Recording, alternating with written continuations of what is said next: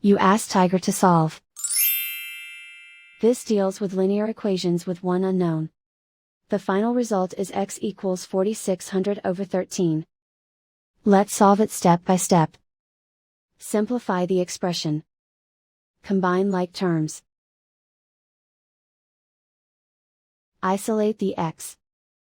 Multiply both sides by inverse fraction 50 over 13.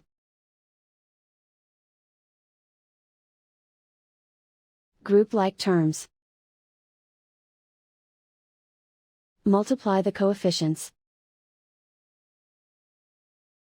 Simplify the fraction. Multiply the fractions. Simplify the arithmetic. And so the final result is x equals 4600 over 13.